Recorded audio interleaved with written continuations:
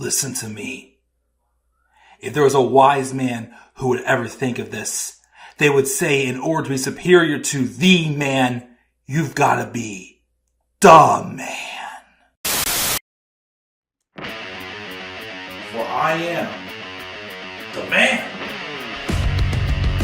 himself.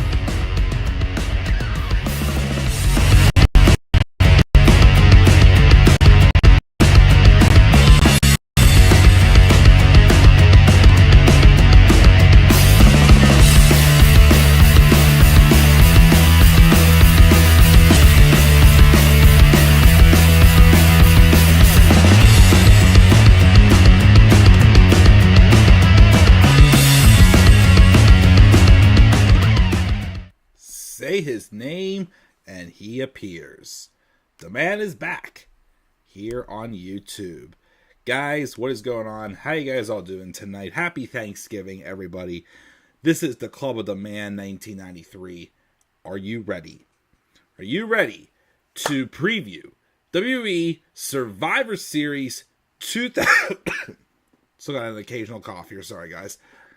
Survivor Series 2025.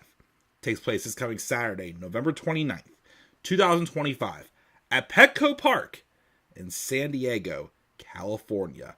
The home baseball field of the San Diego Padres. A good contending baseball team right now that I've had my eyes on for probably about the past 5 years. Unfortunately, they have not seemed to get to the heights I was hoping to, but this isn't a baseball video. This is a wrestling content video. First, just want to catch up with you guys. How you guys doing? Happy Thanksgiving. I noticed my content's been very slim this month. And again, I apologize. And I also apologize. My last stream, I absolutely hated it. My SmackDown review, I absolutely hated it. I wanted to redo it, but I unfortunately did not have the time last week at all. There's been a lot going on. And a lot of things that are coming up for me right now. So, yeah, definitely, for the time being, Raw and SmackDown reviews are on hold. I'm still doing content, but I'm going back to what I did for a couple months at the end of last year, where I still did content, but it wasn't so structured for a few months, because that's when my son was born, and I just need some time to adjust to fatherhood and whatnot. But you know, in general, with the holidays and other things that happen, like I've said in my last stream before I got tired, and that's another thing too, is I feel this. I hate it when I do streams when I start feeling tired, and it's like the rest of the stream just goes up in smokes. Like that SmackDown review I did the last time went up in smokes. I wanted to redo it, but I didn't have the time last week. Again, my grandmother passed away back on the 16th, and I had the funeral and the viewing last week. And, of course, getting ready for the holidays and my son's birthday and just so much other stuff going on right now.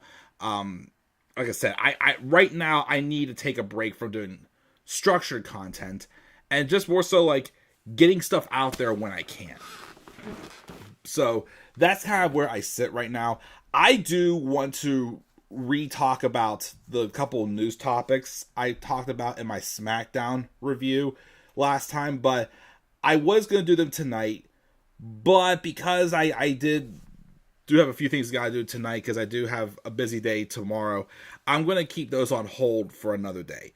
But there are a few, like, you know, wrestling topic news things, a couple other reviews I want to do as well. So, but I at least need to get my Survivor Series preview in tonight, because I'm not going to have time tomorrow or Saturday before Survivor Series, as Saturday is my other my wife's side of the family's Thanksgiving.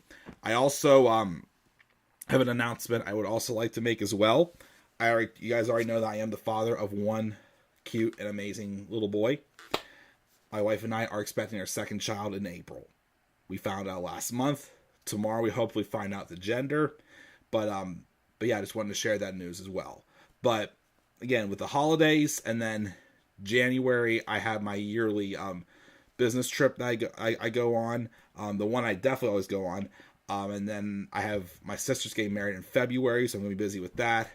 And then now I got the second baby coming in April, which there's a good chance the kid could be born on WrestleMania Night 1 based off of other things. But yeah, I got a lot on my plate, but I still, where I'm at right now with YouTube is I still want to do YouTube.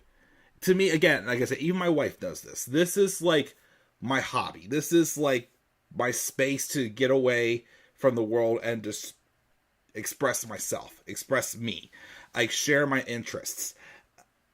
I'm not going to lie and say I have considered dropping the Raw and SmackDown reviews. And the reason why is not just because of the structure, but I feel like sometimes when I do these reviews, I feel like I'm more so forcing myself to talk about some things that I just don't find that interesting. Like, I still enjoy wrestling. I'm not pissed off at it like I was when Vince McMahon was still around in 2021 when I got completely burned out. But Triple H likes to do these, like, slow burn shows where it's like, it's filler. And nothing really interesting to talk about. And I feel like sometimes I'm forcing myself to talk about certain things, but I want to talk about other things instead that I feel like I got a little more, like, spice to, you know what I mean? Like, instead of doing, like, reviews, like, topics and whatnot. So, like I said, once things settle back down again after the holidays and other things going on, I'm not sure when I'll resume the Raw and SmackDown reviews. I'm going to review the pay-per-views and preview them, but I don't know. Just like right now, I kind of just need a break from like the Raw and SmackDown stuff. I want to be able to continue to talk about, like, for wrestling or baseball or video games or anything that I'm doing on this channel. I want to more so like talk about things that I like, things that like I get interesting fantasy booking, which is a couple videos I want to do as well there. I am very close to finally getting the first of the best and worst series published soon. I'm almost done with those. Like, once one comes through, the other's going to come through as well.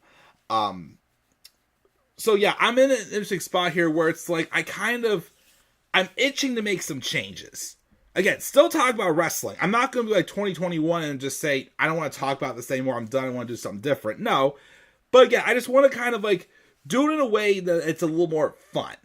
Like, again, these filler episodes of Raw and SmackDown, I just don't find interesting. I'm not as like excited to review them as I was before. So I don't know what 2026 is going to hold. But again, I'm not going anywhere. Still going to talk wrestling, going to talk baseball. You're going to still see video games. You should see the next batch of my Wolf Bell 3 Let's Play soon, and the last 4 parts of my Green Eggs and Ham Let's Play soon. And, there's still more of that stuff to come as well, too. But wrestling-wise, again, I'm still going to review, like, the pay-per-views, Saturday night's main events. I'm just not sure what I'm going to do about the Raw and SmackDown reviews. But expect, like, other, like, more so topic-based wrestling videos for the time being in the upcoming weeks. I also did watch a couple of AEW's recent hardcore matches that I would like to do a separate video reviewing those as well, too. But yeah, a lot of things that's on my mind, a lot of changes, ton going on right now. But just want to kind of just like catch up with you guys and update you on all that before I get to today's preview. But yeah, that's where I stand right now. Again, just getting past my grandmother's death, the holidays, my son's first birthday, second child's coming in April, and a bunch of other things come as well. And just figuring out like where I want to go with the wrestling content moving forward. Like, again, I might want to just focus more on like the stuff I'm interested in and not just recap a bunch of filler shows.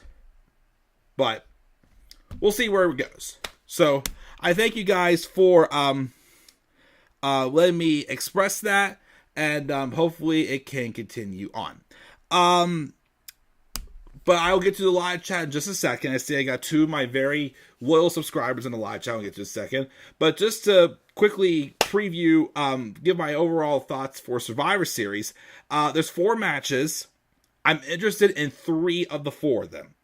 I think you could easily guess the 4th one I'm not interested in at all whatsoever. But it should be a fun show. Now, here's the thing, though. I did see Blood and Guts for AEW, which I am going to be... That's 2 of the matches I do want to review in a separate video. And I might do that one live also. So I will be talking about those. But after watching those matches, despite the fact that the men's War Games match has a very stacked lineup, I don't know if they're going to be able to outdo Blood and Guts. I feel like there was a lot of like character-driven moments and storytelling moments and crazy spots in the Blood and Guts match. I really feel like WWE really needs to focus on some big angles and moments in these War Games matches. Spice things up interesting. I mean, like, because they're already like teasing like some tension between some of the teammates and whatnot for these matches. But I don't know if they're going to be able to outdo Blood and Guts, if I'm being 100% honest. Again, both Blood and Guts matches were awesome, in my opinion. Both of them you will probably see on my Match of the Year's list. My top 10 matches of the year for 2025. Definitely the women's. I like the women's just a little bit more than the men's. And to be honest, I think you're going to be seeing a lot of women's matches for my best matches of 2025. Just saying. But yeah, we got that. We got the 2 title matches. Again, I know I said there's some things I was going to wait to talk about for another video, but I am still going to talk about, well, mainly the only thing I'm going to kind of address in this video also, when we get to the IC title match, I'm going to talk about my thoughts on the Last Time Is Now tournament and where, of course, I stand with all that as well. And maybe, talk a couple, fantasy booking things as well. But like I said, most of the news topics I wanted to talk about in the stream originally, I'm going to wait. Because like I said, I did promise my wife 1 or 2 things tonight. But I did tell her that I would like to get this stream done tonight. Because I don't think I'm going to be able to get it done any other night. But I'm hoping to have some fun. Again, I miss being live. Again, but just know that there are other things in the works that you'll be seeing uploaded soon. But again, just right now, it's not going to be more so of like a structured channel. It's going to be back to just posting whenever I'm able to, but just still know that I am here. Oh, I also want to mention this too, because I did share it on Twitter.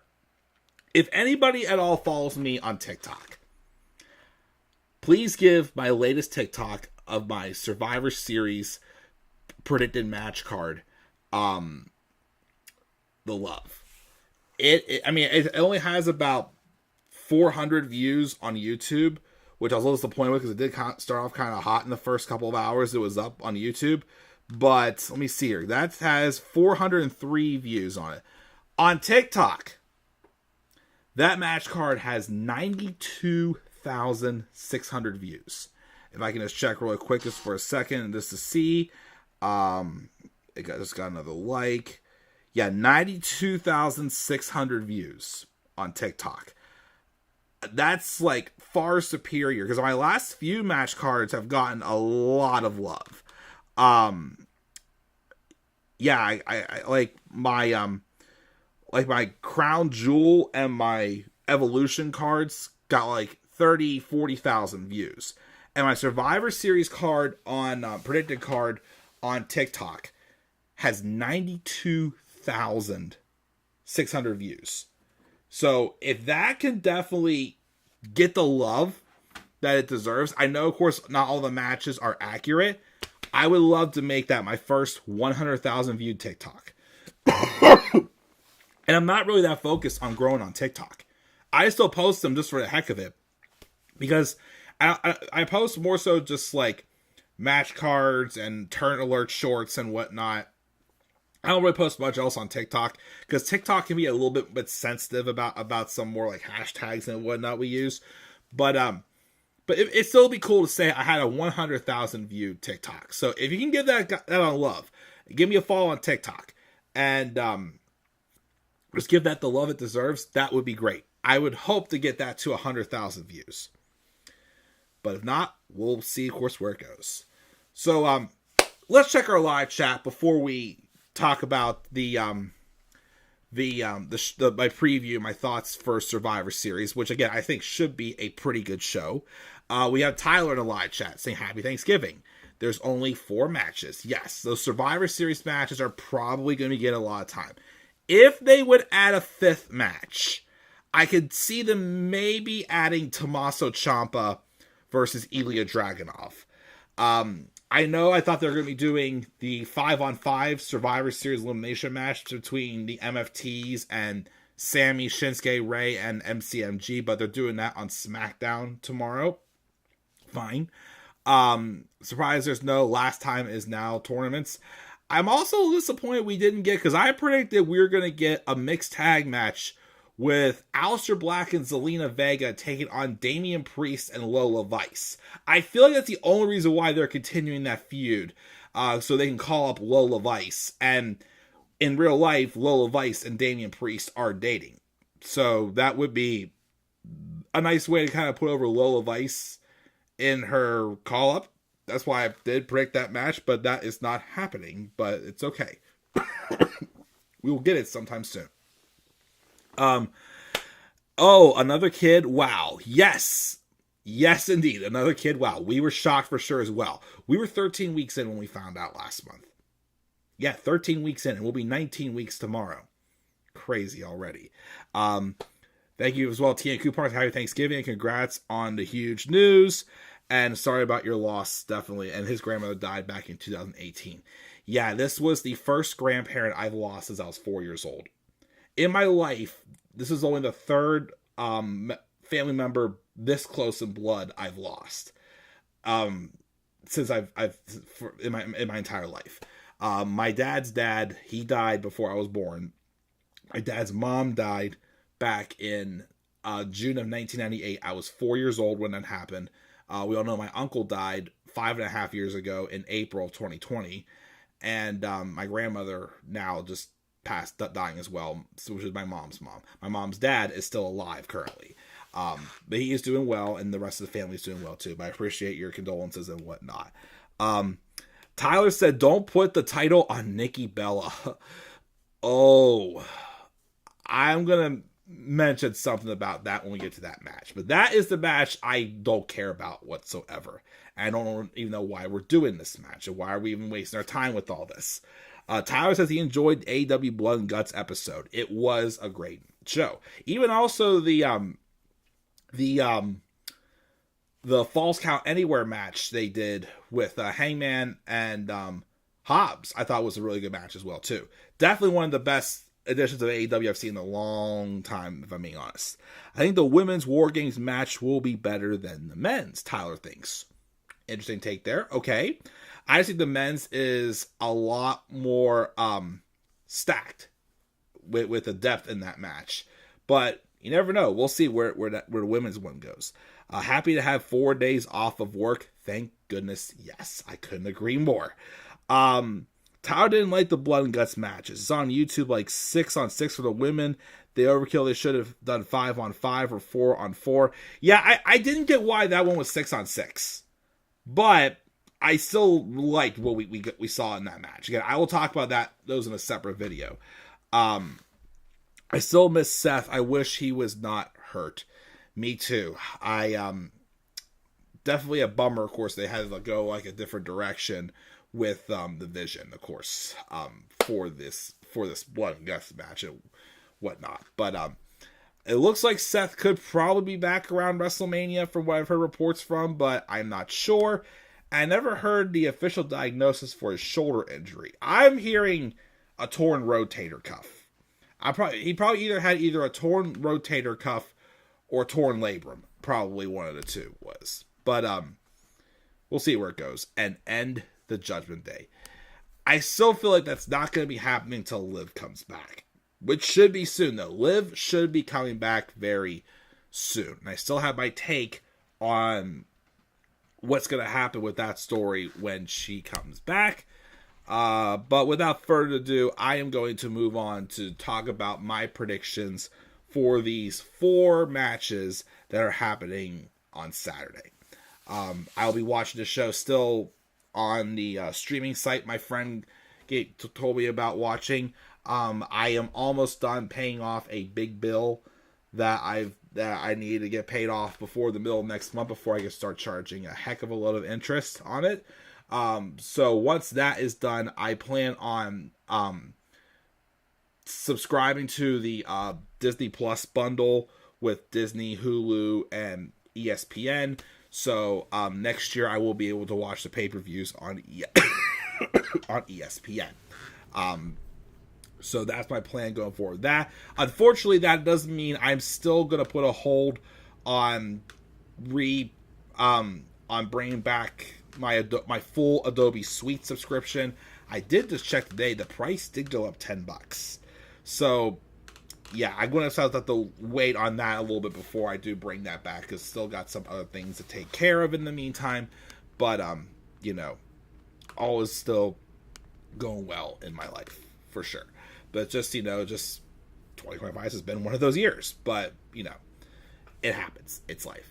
Anyways, I'm sure you guys don't want to hear any more about my personal life. Let's get into Survivor Series War Games. As usual, I'm going to predict these matches in order of how I think they are going to happen. I think we will open up the show, if I can find it here, with the women's War Games match. We've got Alexa Bliss, Charlotte Flair, Io Sky, Rhea Ripley, and AJ Lee for the face side, taking on the heel team of the Kabuki Warriors, Asuka and Kairi Sane, Nia Jax, Lash Legend, and the former Women's Intercontinental Champion, Becky Lynch. That's right, Maxine Dupree. Here's the thing also. If I didn't have the funeral going on last week, I was this close to still doing a Raw review, because the Raw in Madison Square Garden was absolutely awesome. And I'm very happy they pulled the trigger and put the belt on Maxine Dupree. I think that was a very incredible building moment there. But obviously Becky Lynch is still focused on AJ Lee, who costed her the women's IC title. And truth be told, I know the long-term plan, they probably want to do that match one-on-one at WrestleMania. Honestly, if you want to push it to Mania, fine. But I still don't think that match needs a title. You can do that without the title. I feel like without the title, it'll be a lot less predictable. So I do hope they go that route. But they will further that story in this match here. I do think it will be good. Again, there's some interesting stuff going on here. Especially the story where Charlotte Flair originally didn't want to be involved in this match because she can't trust Rhea Ripley based off their history. And I did enjoy that segment they had on Raw where they had like that kind of like the dark tone segment where they were talking it out, and Rhea mentions that, most of, our issues is just business. One to prove who was the best. And I'd rather, and Rhea claims Charlotte's someone that I'd like to go to war with. And then Charlotte's like, okay, fine, I could do that. And I liked that, even though at first it was like, okay, what was the point of starting the storyline? But then just to put Charlotte back in the match, to me, I like this because, remember, I've said for the longest time, the thing that just was bothering me about Charlotte Flair, again, she's a phenomenal in-ring talent, was the fact that she had nothing to her but fighting for championships. I said she needs some type of story, a non-title story, to get us invested. And even though it feels like that her and Alexa were kind of like coasting for a while, I like this here because it's, especially because I thought about this after Alexa cut that promo about how, okay, Charlotte, so what? We don't have titles anymore? You're just going to go back to your old roots and whatnot? And then finally, Charlotte came back and put things aside. So, to me, that's a character growth moment. Because I still think, because everybody's saying that they think Charlotte Flair is going to want to turn on Alexa Bliss eventually. I think it's going to be the opposite still. I still think, because the long-term plan, I have a hard time believing that Alexa Bliss is not going to get involved with the Wyatt Six. I still think the story long-term is going to be Alexa Bliss is going to get consumed by the Wyatt Six, and losing the friendship with Charlotte losing her friendship with Alexa is going to break her heart. And she's going to realize that, she's never valued a friend so much like she did in Alexa. And I think that's what's going to help, give her, a whole, coming of age character growth moment for her to make something a little more interesting of her, besides the fact that all she does is win titles. And again, that's what's been missing from Charlotte Flair for most of her main roster run. But now that they're doing that, I find her more interesting. We just gotta get her through these, coasting moments. So that, of course, will play an effect in the story. But I feel like the main thing that's going to be focused on in this match is Becky Lynch and AJ Lee. I feel like. Yes, we have the Kabuki Warriors as well, and Io Sky. Yes, we're probably going to get Io Sky doing some sort of a crazy moonsault off the top of the cage and whatnot. Most of these women are experienced inside of War Games. But I think it should be a fun match. I just don't see as many, I just don't see this being quite as stacked as the men's, which I think is going to be a very stacked and interesting match. I have an interesting pitch for the finish for this match that you, that could, go to a different angle for something else coming forward. But I think, I do think that this one is going to give to the babyface team, because I see the heels winning the men's match. I feel like they're going to give the babyface team the win here. I feel like the heel team can take the loss here. Who pins who, though? I feel like it's going to come down between something with AJ and Becky. Maybe. I feel like they're going to keep the story going where AJ kind of has Becky's number right now. But that's just me. We'll have to wait and see. And yeah, we'll have to wait and see where that goes. So that's what I think is going to happen with the first War Games match. The second match I have on the card is John Cena versus Dominic Mysterio for the Intercontinental Championship. I still really like that. I mean, I know a lot of people were upset that John Cena mowed through Dominic Mysterio at in Boston to get that IC title. I personally loved it. To me, that was the best thing you could have done to make up for not doing John's last match in Boston. And making him a Grand Slam champ, I still thought was something that they should have done, and not had him retire, not being the Grand Slam champion. I like that they did that in Boston as well, gave him that moment. That was an awesome moment. I will not forget it. And I was thinking that John was going to drop the title right back to Dominic. Well, I also had that small side of thought, well, maybe John will keep it till Saturday night's main event and put over and get a crown new Intercontinental Champion that night. But then again, one, that would make his last match kind of predictable. But two, if John wasn't going to be in War Games, because I thought at first they were going to maybe put him in War Games, but they didn't. Instead, he's going to be fighting Dom in a rematch. So before, John beat Dom in his hometown. Now we're in Dom's backyard in San Diego. So this would be a good spot to have Dominic Mysterio say, I beat John Cena in my hometown. It could be a big career-defining moment for him personally. And again, John doesn't need the IC title right now. Well, he never really did need it, but he did at least need to just at least make himself a Grand Slam champion. but he doesn't need to have the title going into his last match. Which is going to lead me to, want to briefly talk about my thoughts on the Last Time Is Now tournament. Can I be honest and say I'm a little bit disappointed with that tournament? Because who's this really benefiting so far, if I'm being honest? I mean, we look at the bracket here.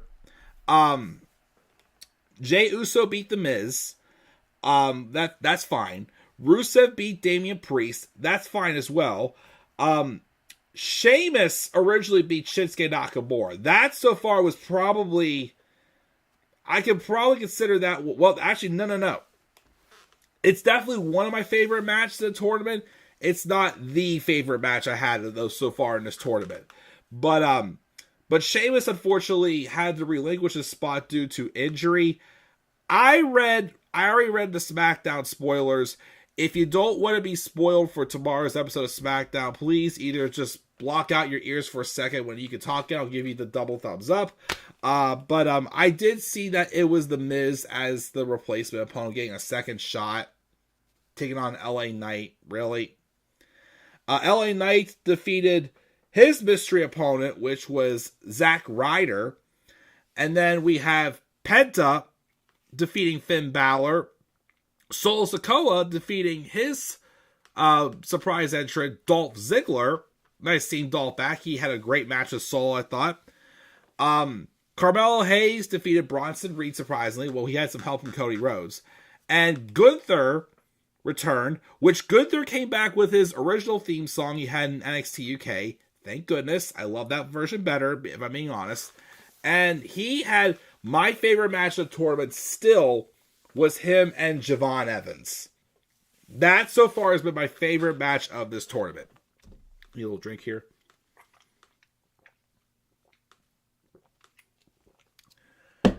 But yeah, and then we get the second round.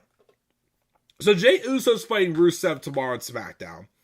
I already did see that LA Knight is going to be pinning The Miz on SmackDown tomorrow. Solo Sikoa won his match over Penta because Penta got hurt. Looks like he may have dislocated his shoulder. I don't know how long Penta's going to be out, but apparently either way, the rumor was that Solo was still supposed to win either way. I don't like the idea of Solo versus John Cena. I still think it's going to be Gunther, which I still not completely for.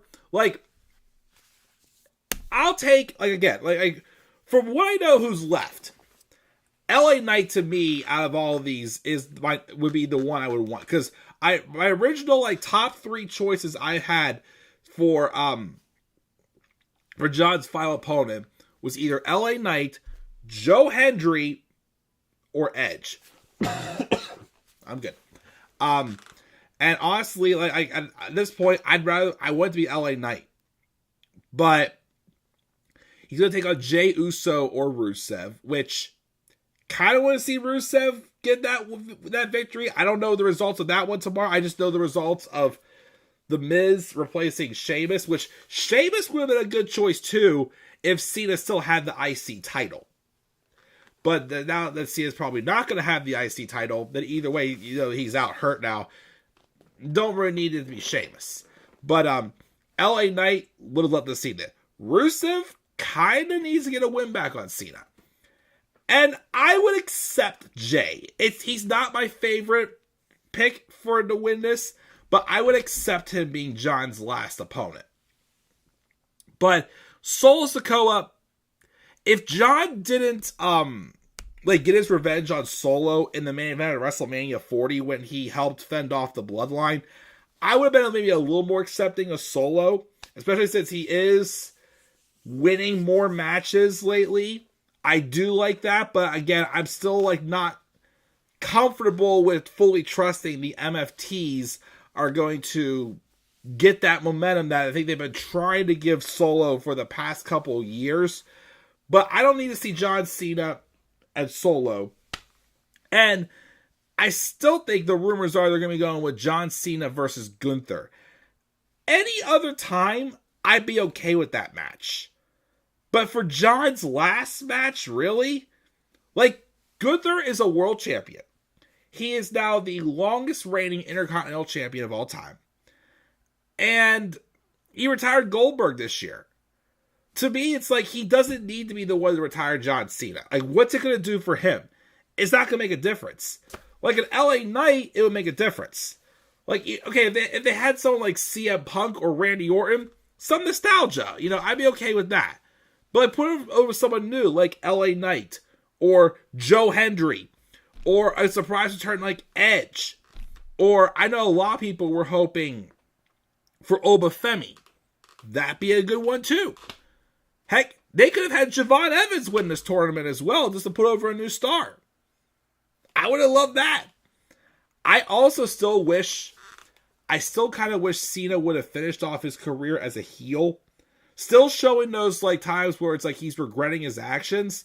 I still would have loved to have seen him get humbled and say I quit in his last match. But since he's now being a nostalgic babyface again, that ain't happening.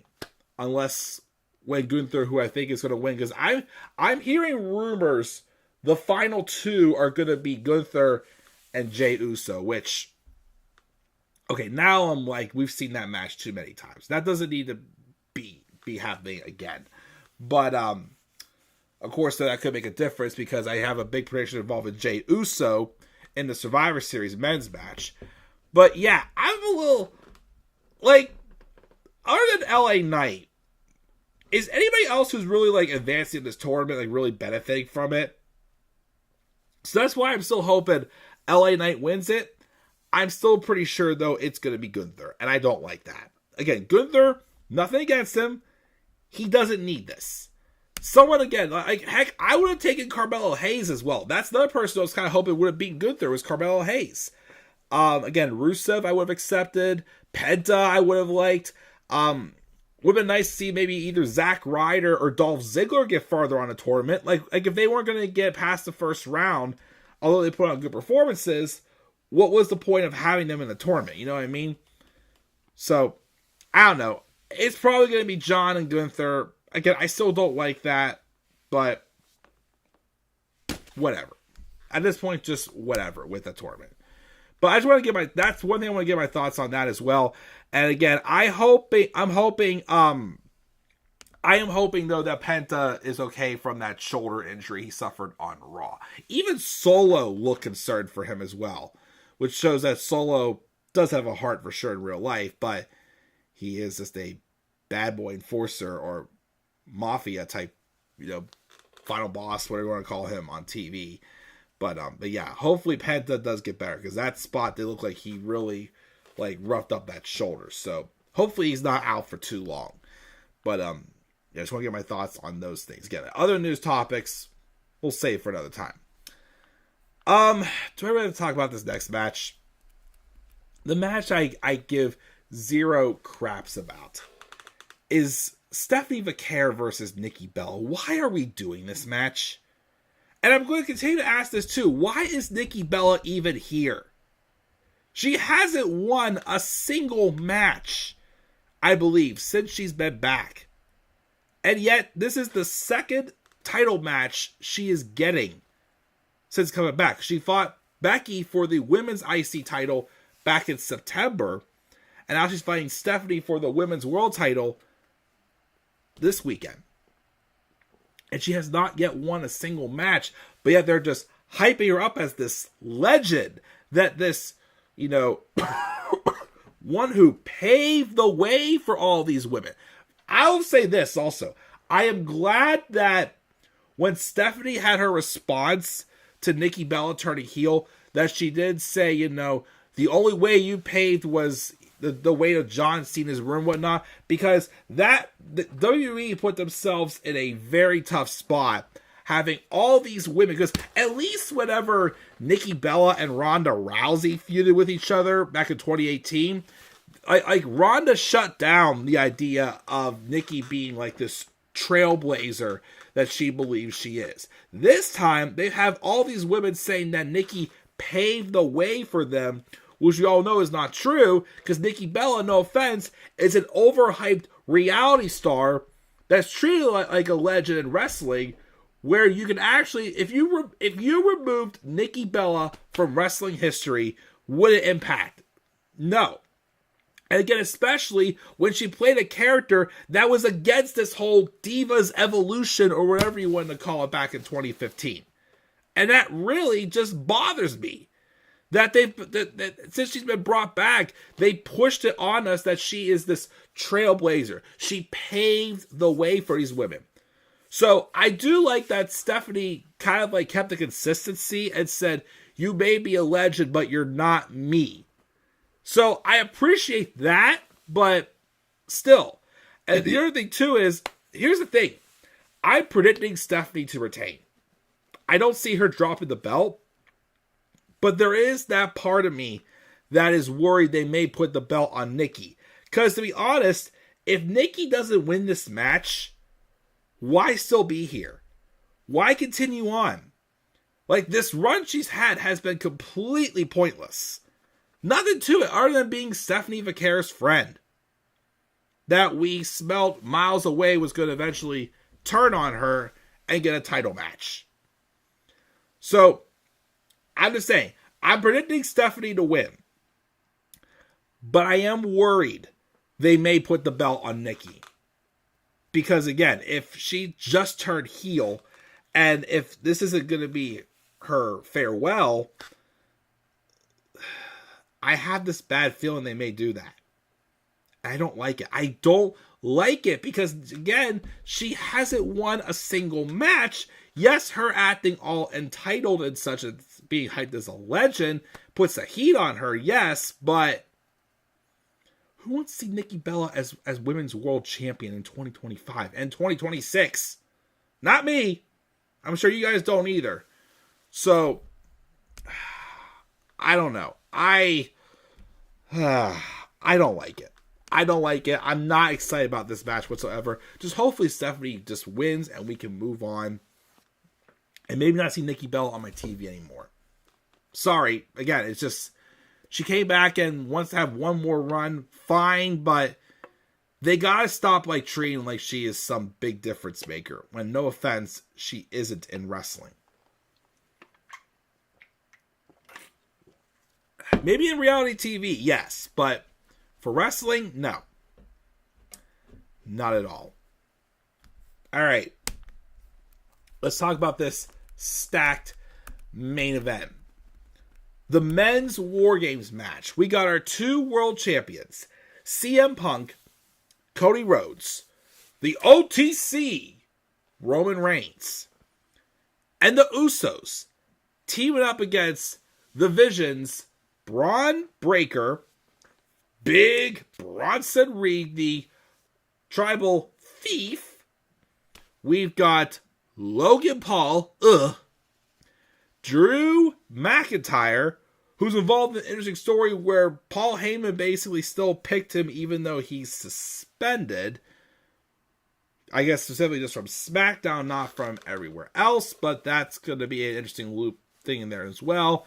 And Brock falling on my ass Lesnar. Yep. I'm sorry, that blooper. What was better? I honestly might have to put a poll. What was better? Brock slipping on his ass from the pyro, or Titus World slide back at the Greatest Rumble in 2018? Which one did you like better? I'm interested to hear. I might have to post a poll on that. But yeah, this match is going to be carnage. It's going to be chaos. I'm very interested to see, of course, where that goes. I do think, honestly, again, if the War Games matches want any chance to contend with the Blood and Guts matches, I don't see it happening for the women, but with some of the names in this men's match, I feel like you gotta get some blood in there.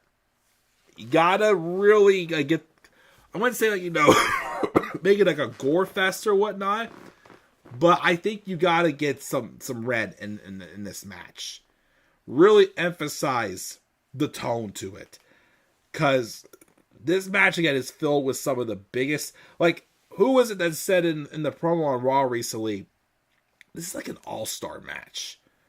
with these names in there, it could easily be one of the best matches of the year for sure. If they tell the right story with it as well. There's things coming along together. Like Roman Reigns still has some beef with, Cody Rhodes and CM Punk. There's still also kind of like, the little elf in the room of like, whenever Roman lost to Bronson Reed at Crown Jewel, he kind of told the Usos, I don't want to see you guys till Christmas. But yet he's back here now tending for him. I don't know. Again, it's a little bit strange, but which is why they've kind of veered away from like what they were doing with the Usos and Jey Uso's little character shift, which is why they were going to get back to it in this match. We have Cody and Drew, which I'm going to say right now. I'll get to how what's going to lead to it. I do think the heels are winning this match by having Drew pin Cody. And that's going to set up the one final match, probably at Rumble, where hopefully Drew McIntyre finally wins the world title. And if he doesn't win it there, then I'm done. I believe they're going to ever put the belt on Drew, which Drew should win the championship. But, I don't know if this is going to tease, like, some tension with, like, Brock and Braun or whatnot there. I mean, Brock being in this match is going to be great. I do like, though, that it doesn't feel like Brock is the most important reason for this match. Like, he's in the match, but he doesn't feel like he's the most important thing in the match. It still feels like the Vision is the ruler of this match. Logan Paul just kind of being in there, whatever. I'm okay with it. But here's where I think is going to happen. Again, I'm still predicting the heels are going to win with Drew McIntyre pinning Cody Rhodes. But I think it's going to happen because I think this is going to be the moment where Jey Uso turns heel and costs his team the match. Yeah. They've been building, up until Saturday night's main event recently, they were teasing Jey going to the dark side. And after he lost that match against Punk, he posted like that cryptic Instagram post that teased that he was going to basically turn it against the crowd. But ever since then, he's been kind of like, you know what? Screw it. Let's just go to war together with us who have the common enemy. But I feel like this is where he's really going to get his revenge and screw them. Again, he could screw over, CM Punk. He could screw over Roman Reigns for this own. Heck, he could screw over Cody Rhodes. And despite the fact that Cody Rhodes stuck out for him whenever Jey wanted to leave.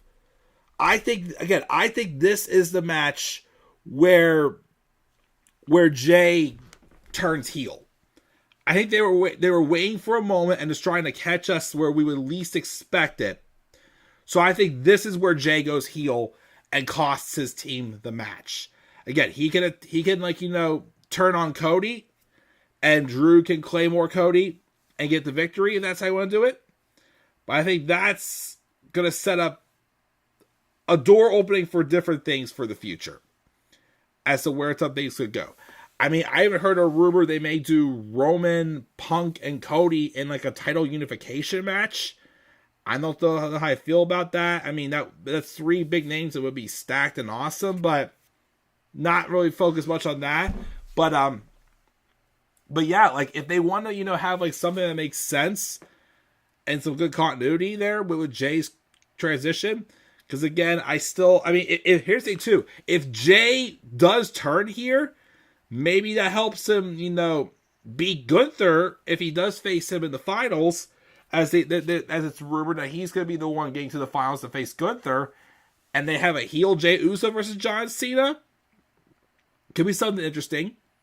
A little more interesting than what we would get from a face Jey Uso versus John Cena. But Yeah, I think this is where they pulled the trigger on the Jey Uso heel turn. And he costs his team the match, and Drew McIntyre pins Cody Rhodes.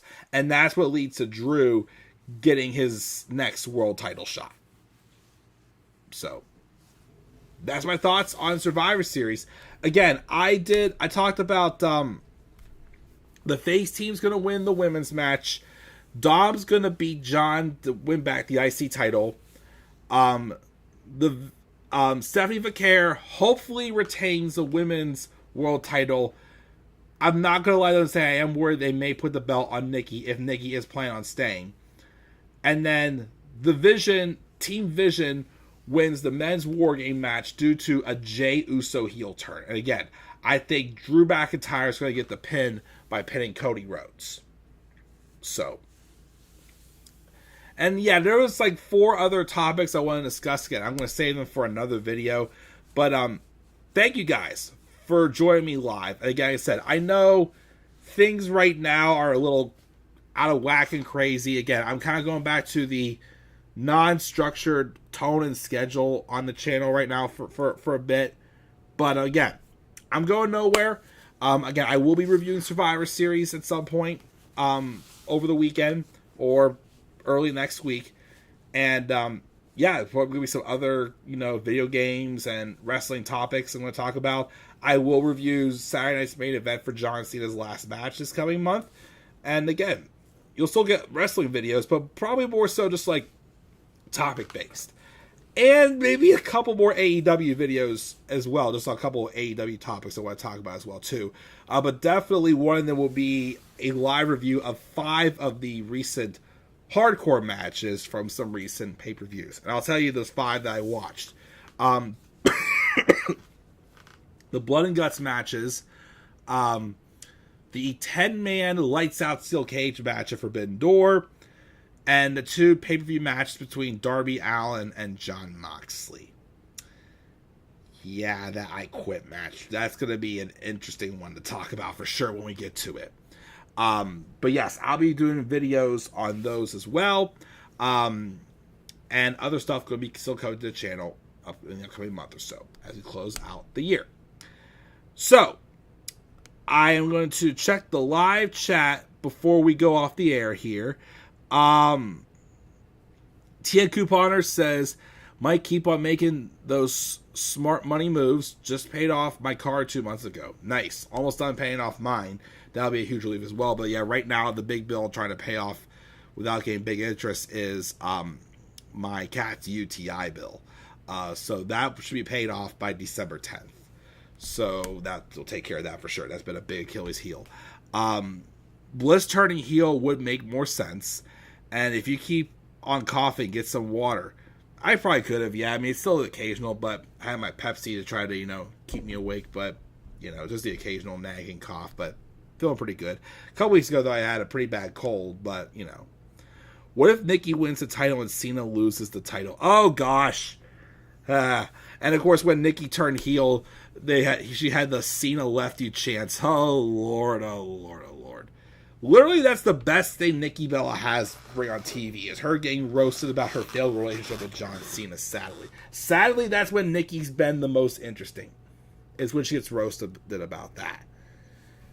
Who knows? But I hope that doesn't happen. Hope Nia does not Hulk Hogan those chair shots. Yeah, Nia is, I'm sorry. She's gotten better in the ring, but anytime she's involved with a chair, whether she's taking the chair shots or she's hitting it with the chair shots, it looks horrible. So, yeah, hopefully that does happen. Because wasn't it last year, like in the women's War Games match, the first few minutes when it was her and Bayley, those chair shots she had on Bayley were like very weak and whatnot. It kind of like took away from the match a little bit. Ugh, gosh. Remember that famous Cena promo where he mentioned Cardona, Ziggler, and Claudio? 2 out of 3 back with WWE. When will Claudio come back?